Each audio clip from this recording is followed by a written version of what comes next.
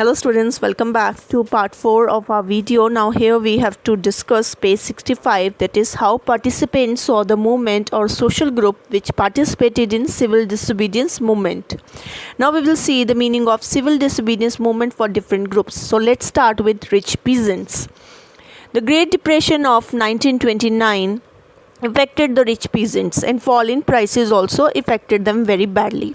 So they demanded a reduction in land revenue. So Swaraj meant reduction of taxes for the rich peasants.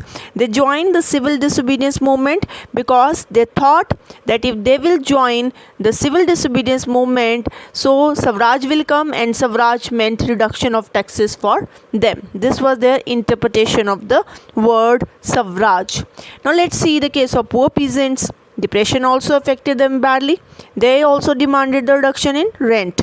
So Swaraj meant reduction in rent for the poor peasants. So Congress here was unwilling to support poor peasants because it will upset the big landlords. So the Congress was unwilling to support the no rent campaign in most of the places. So the relationship between poor peasants and the Congress remained uncertain.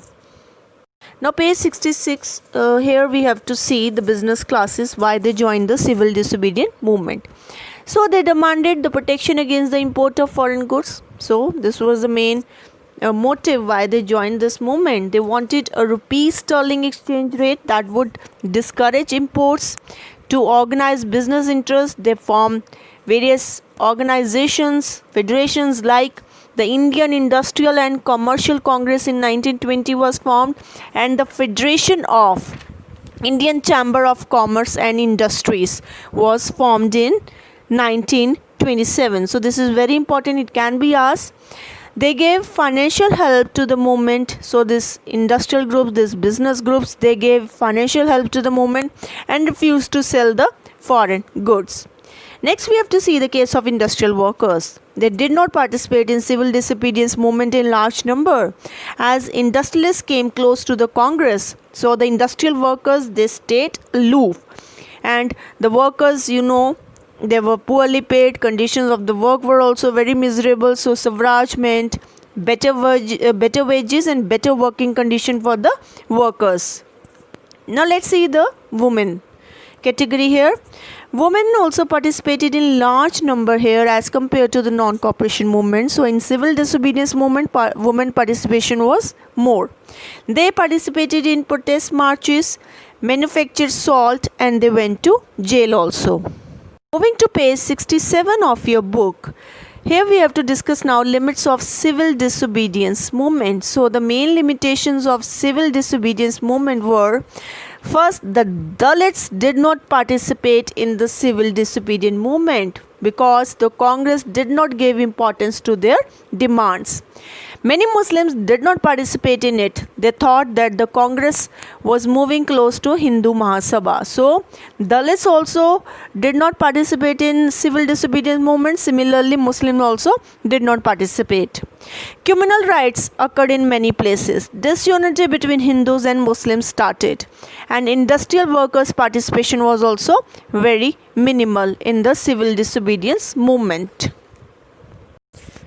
Now page 68 of your book. Here we have to see the efforts made by Gandhiji for the upliftment of Dalits. Gandhiji was against untouchability. He said that Swaraj would not come for 100 years if untouchability was not abolished. He called the untouchables as Harijans or sons of God. He organized Satyagraha to get temple entry and access to public wells, tanks, roads and schools for Dalits. He cleaned Harijan colonies, and in his ashram there was no caste feelings. He asked the upper caste Hindus to give up the inhuman practice of untouchability. Now on same page 68 we will see the clash between Gandhiji and Ambedkar. Now, Dr. B.R. Ambedkar, who organized Dalits into Depressed Classes Association in 1930. This is very important. Dr. B.R. Ambedkar, who organized Dalits into Depressed Classes Association in 1930. This year only this question was asked in boards. Name the association formed by Dr. B.R. Ambedkar for Dalits in 1930. So, the answer will be Depressed Classes Association. So, Dr. Ambedkar now clashed with Gandhiji at the second second round table conference by demanding separate electorate for Dalits. For example, the separate electorate for Dalits mean that Dalits will choose their separate leaders by separate election for Dalits. So this will be the meaning of separate electorate, which Dr. Ambedkar was demanding. Dr. Ambedkar thought that a share in the political power would help in their upliftment, that is, upliftment of Dalit section. Now, Gandhiji opposed separate electorate because he thought that it would create disunity. Obviously, if each section of the society, the Muslim, the Dalits, they will start asking for the separate electorate, what will happen to the unity of the country? So there will be disintegration if everybody start asking about the separate electorate. So they clashed in the second round table conference, that is Gandhiji and Dr. Ambedkar. Now the Britishers accepted Ambedkar's demand. As you know, the policies of the Britishers divide and rule, so they accepted the demands of the Ambedkar and Gandhiji began a fast unto death. Now comes the Pune Pact. It was signed between Gandhiji and Ambedkar in September 1932. So Gandhiji brought an end to his fast. He accepted the demand for reservation of seats for Dalit in the legislature, and Ambedkar agreed to give up the demand for separate electorate. Page 69 of your book, Muhammad Ali Jinnah now.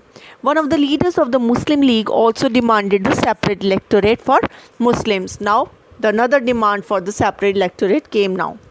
Jinnah was unwilling to give up the demand for separate electorate. If Muslims were assured reserved seats in the Central Assembly and the representation in proportion to population in the Muslim dominated provinces of Bengal and Punjab, then only he will leave his demand for separate electorate if the Muslims will be assured of their reserved seats.